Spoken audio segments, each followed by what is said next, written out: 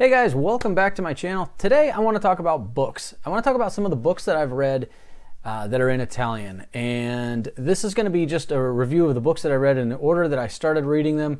And I'm not going to give a book review. I just kind of want to give an idea of how much I got out of the book, just a little bit about the book, and where I was at the level at the time when I was reading the book. So the first one is going to be this book right here, Due Cuori a Parigi. Now, this book was the very first book that I read in Italian. I picked this book up at an Italian bookshop. I wasn't even sure what I was looking for. I thought I was going to lean toward like romantic comedy just because I wanted something easy. I didn't want to get into something that was too difficult to understand, too scientific, anything like that. So I thought I'd keep it easy. I just kind of glanced at the back of this book to try to figure out something. And again, this was when I was only 4 months into my language learning, so I really had no idea what I was getting into. I started reading the book probably after I think I started this book about 2.5 years ago. So I was about 1.5 years into learning Italian when I started it. And at the time, it was too much. It was too much for me. But I did enjoy it. I liked the fact that I could start understanding a little bit, but I had to look up so much of the book. And it's basically about a group of friends in Paris, and in that group of friends, there's two people, a guy and a girl, that end up liking each other. And I won't get into too much of the story, but I could get bits of it here and there. Again, I had to look up so many of the words. But again, I ended up reading this book probably about 6 months ago, and it was amazing how much more I understood. Obviously, I had already looked up some of the things that I didn't know, so I already knew the basic idea, but there were still so many small details that I didn't catch the first time after reading this book the second time. So, really good book though. I enjoyed it the second time. This one was the next book that I read, and I have to say this is by far the least favorite book that I've read in Italian. This book was what I thought was going to be basically about a woman's journey into maybe quitting her full-time job and traveling, and it just wasn't that. The first probably, third of the book, it talked about all her accomplishments that she made in the world of engineering. So there were a lot of engineering terms that I had a hard time understanding. It wasn't that interesting. Then she went into kind of a downward spiral of how her health went downhill, and there was a lot of medical terms and a lot of things that it was hard to understand. And then toward the end of the book, it did talk a little bit more about some travel, but again, it was pretty much a big disappointment from what I was expecting. It was a lot of terminology that I didn't understand. So I don't even know if I'm going to reread this book again, just because I didn't like the content of it. So, but I would be interested to see if I know more of it now. The next book I have is this book, Ma le stelle quante sono.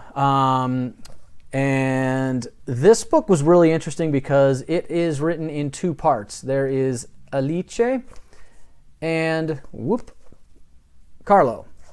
So it's written in, half the book is written in the perspective of Alice.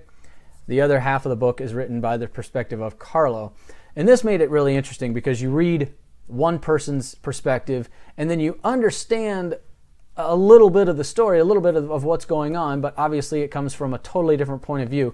A really interesting concept though, just the fact that, you get one side of the story from one person and the other from the other. And obviously these two people fall in love. Sorry, there, spoiler. The next book is this one. Another unique characteristic of this book was, as you can see, it is written in, maybe you can't see, Italian and English. So, and this was not all written in Italian for half of the book and then English on the other half. It's literally page by page. So you have one page in English and the other page in Italian. So you can read the Italian, and if you come to one word or one phrase that you don't know, it makes it so easy just to glance over in that same area and see exactly what you're reading. So for this reason, I loved this book. It was, again, it's a romance book about two younger, like teenage kids. It was a little sappy, but but again, I liked the concept, the fact that half was in English, half was in Italian. It made it so easy, rather than stopping where I am, going to my computer or my phone and going to a translation app, just looking over, seeing what words were in there. This one had a lot of slang just because it was younger, and so did this book. Actually, it had a lot of slang, which made it a little more difficult. The next book that I read, this one I thought was going to be a little difficult to read because I thought I was going to run into concepts and terms that I didn't understand. But it's about a man, an Italian man who walk around the world. A very interesting book. At the end of the book, he had only gotten, he didn't make it all the way, but he did continue his journey later on. And I believe he has a website that he's still talking about it. But it was a really interesting book. I enjoyed the whole aspect of the book.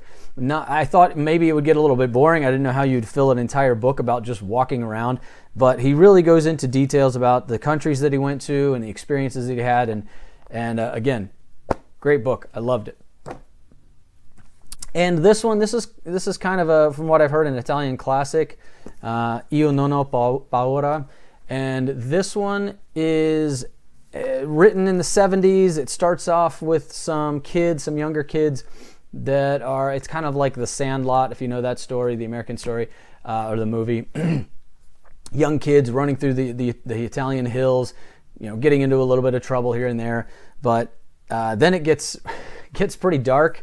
And I almost thought, because of the nature of the beginning of the story, I almost thought that somebody was pulling a prank on this kid, and it took me a while to realize that no, this was real. But there's definitely a lot of twists in the story. But this book, I was able to understand almost completely from the first time I read it.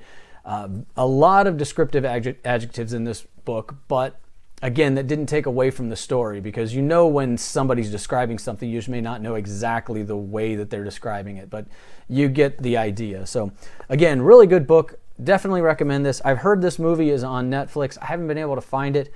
I don't know if it used to be on Netflix, but I do want to watch this movie. But again, just wanted to throw that out there. Some suggestions. If you are reading Italian, these are some good books. But again, if you're just learning another language, reading is such a good way to just expand your vocabulary, and it's so fun to see your progress. If you read a book, continue reading, and then read that book again in a year or 2 years, and it's amazing to see the progress that you can make. So comment if you have read any of these books. I'd love to hear about that. And if you haven't already, hit that subscribe button. We'll see you next time.